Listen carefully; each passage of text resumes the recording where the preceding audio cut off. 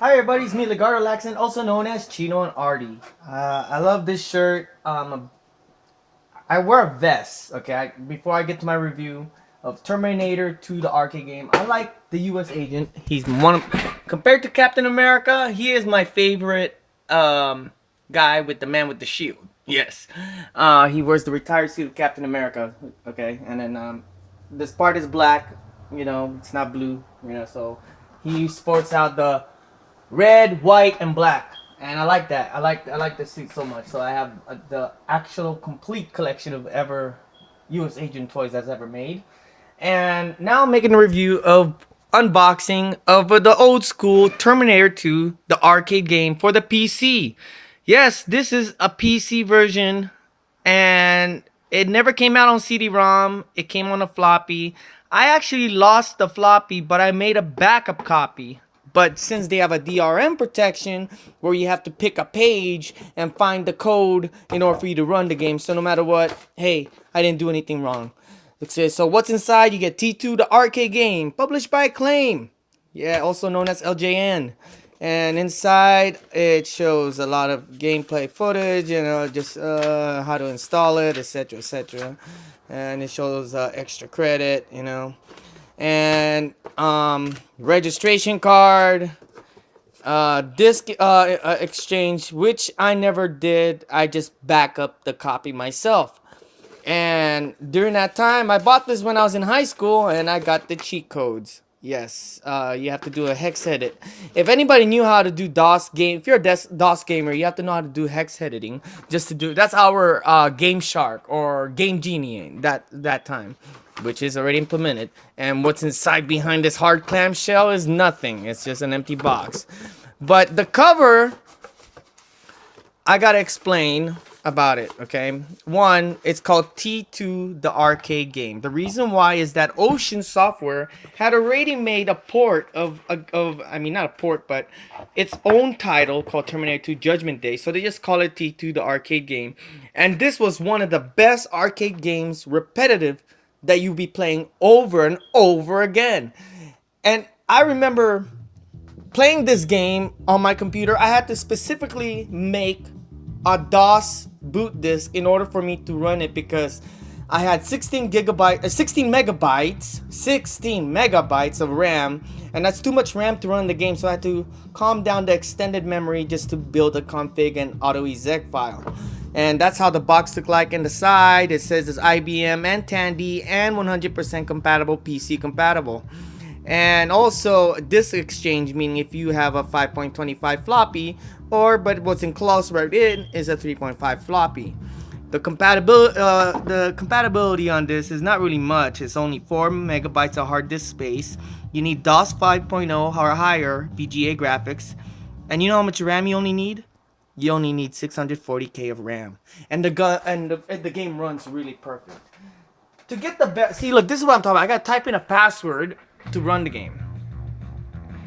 Now, to get the best sound out of it, the sound, the music, the OST, okay, the soundtrack sound too friendly. It's not like the arcade, no. The graphics is identical to the Genesis version.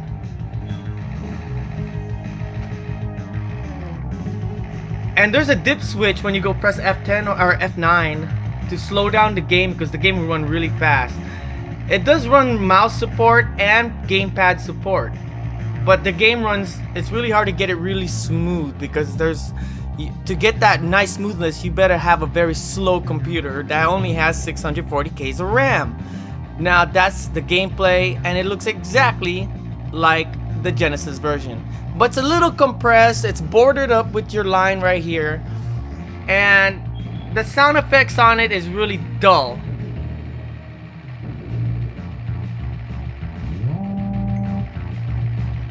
So this is the box cover art, and it's not false advertisement. It actually shows the actual PC gameplay. Arnold does not look like the realistic Arnold that you saw in the arcade game, which was his stunt double. And this is the gameplay. This is actually the third Terminator game I ever owned, because most of the Terminator games that I owned were published by Bethesda Software, which you guys have heard of, Skyrim and etc. They made Skynet, they made Future Shock, The very first Terminator game, I kid you not, the first Terminator game I ever owned was a demo disc. Bethesda was selling their demo disc via CD-ROM like this. Until I finally got the full version later on, which is right there. Yeah, I started because Bethesda and Interplay, they were selling out. These are $5 games. I thought they were the full games, but you only get a sample of the game. So, but the graphics on the Future Shock was so dull, they upgraded the game until you buy the game called Skynet, which I have right here. Oh god, it's gonna fall down. Let me pause this video. Oh my god, it's going to fall down. I got too many of these boxes. Oh god. Let me slap them down a little bit. Okay. There we go. Okay, back to the review. This one actually enhances it. This is before Counter-Strike, before Halo. This is the first game that ever came out with, you know, you actually play full 360 graphics and you're able to kill people, you know, shoot and kill, multiplayer, etc. And the best part is you only use one CD. But back to the review of the Terminator 2 arcade game. It's very, oh god, hold on. Give me a second. There we go. Yeah, there we go. I'm trying to. It's right now it's on demo mode, but as you can see, the graphics is exactly just like the Genesis version.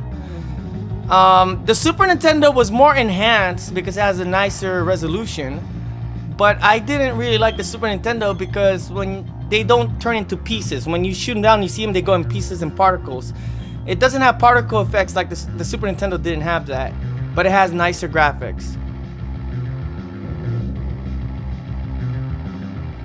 I actually was able to beat this game in one sitting because you start out with only 4 credits, and then after that, I found a cheat code just to skip the level, and the ending is just a simple picture of John Connor, Edward Furlong's face, saying that, hey, you know, you get 2 different endings. In the level where you're in the Skynet, let me fast forward. I'm gonna pause this video because I have to go play this level. Now this is the level where you have to destroy everything. Literally, the countdown is how much level destroyed. There's Sarah Connor, and John Connor is gonna be leaving you some good items, and then you better collect all those shotguns bullets because you're gonna need it because it's really hard to kill the main character if you run out of that, or else you might as well just start all over again.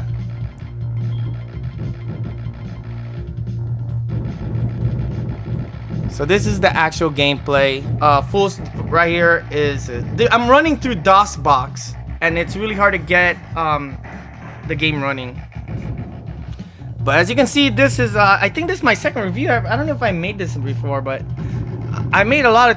I'm a big Terminator fan and RoboCop. As you can see, I got the toys right here, and I'm a big Terminator fan, and they finally did a RoboCop versus Terminator. I bought these as Assassin's Creed stuff because the new movie is coming out. So I don't know if they're gonna be worth something, but as you can see, this is fun. Shoot 'em up galore. The only thing is everything has been re-sprited to be cartoonish. It's not as like it was in the arcade. It actually has real actors. Now let me see how far I can beat this game. Okay, here's the ending.